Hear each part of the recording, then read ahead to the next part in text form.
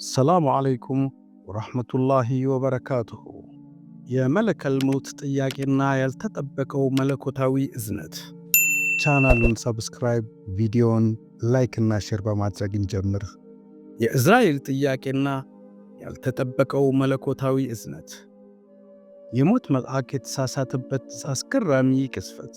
በአንድ ወቅት የፍጥረታትን ነፍስ በመቅሰም የታዘዘው መለከል ሞት በሰማያት ላይ ታላቅ ድንጋጤን የፈጠረ ጥያቄ ይዞ ከአላህ ሱብሓነሁ ወተዓላ ፊት ቆመ። ጥንታዊ በሆኑ እጆቹ አንድን የሰው ልጅ ነፍስ ይዞ ነበር።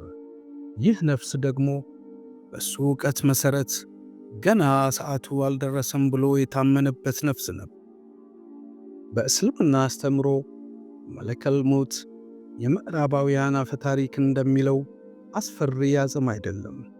ይልቁንም ከመለኮታዊ ብርሃን የተፈጠረ የሰው ልጆች ጥላቻም ሆነ ፍቅር ሳይኖረው የፈጣሪን ትእዛዝ ብቻ በታማኝነት የሚፈጽም ታላቅ መልአክ ነው።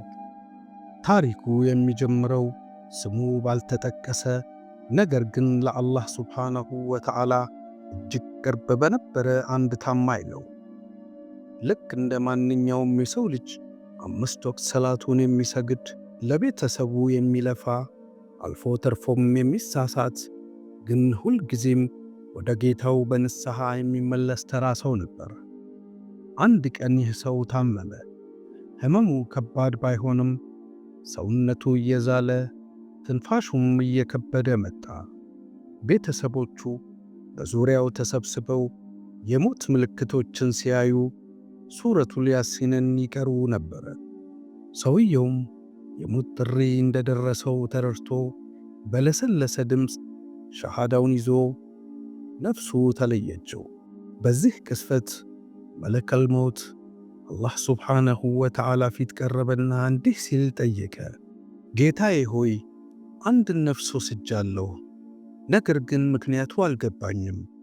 በዚህ ሰው የሕይወት መዝገብ ለውሐል ማሕፉዝ ላይ ገና ብዙ ዓመታት ይቀሩት ነበር። እኔ ተሳስቼ ይሁን ብሎ ሲጠይቅ አላህም ሱብሓነሁ ወተዓላ ለመለከል ሞቱ እንዲህ ሲል መለሰለት። እዝራኤል ሆይ፣ አንተ አልተሳሳትክም። በታዘዝከው ትክክለኛ ሰዓት ነው ነፍሱን የወሰድከው። ነገር ግን አንተ የማታውቀው ነገር አለ። ይህ ሰው በታመመባቸው የመጨረሻ ቀናት እንዲህ ሲል ከልቡ ተማጸነኝ።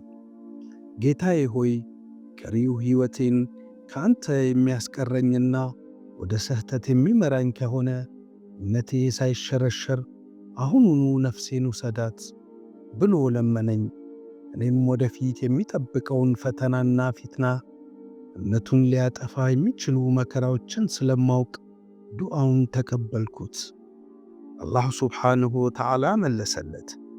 ይህ ታሪክ የሚያስተምረን ታላቅ ቁም ነገር ቢኖር ዱዓ የተጻፈን ቀድር ወይንም ዕጣ ፈንታ የመቀየር ኃይል እንዳለው ነው። ሰውየው ከዱንያ ፍቅር ይልቅ የአኼራውን ሰላም መረጠ። አላህም ሱብሓነሁ ወተዓላ በምላሹ ከሚመጣ ጥፋት ከሞት ዳረገው፣ ከሚመጣ ጥፋት በሞት ታደገው። የዱዓ ኃይል ነቢዩ ሙሐመድ ሰለላሁ ዐለይሂ ወሰለም እንደተናገሩት ከዱዓ ውጭ ቀደርን የሚቀይር የለም። ዱዓችን ራሱ የተቀደሰ ዕጣ ፈንታችን አካል ነው። አንዳንዴ የፈለግነው ነገር ሳይሳካ ሲቀር አላህ ሱብሓነሁ ወተዓላ ከማናውቀው ትልቅ አደጋ እየጠበቀን ሊሆን እንደሚችል ማሰብ አለብን። ትክክለኛ ተወኩል ይህ ሰው ሞትን የመመኘቱ ምክንያት ተስፋ ቆርጦ ሳይሆን ለአላህ ሱብሓነሁ ወተዓላ ያለውን ፍቅርና እምነቱን የማጣት ፍራቻ ነበር። ከዱንያ ይልቅ አኺራን ማስቀደም።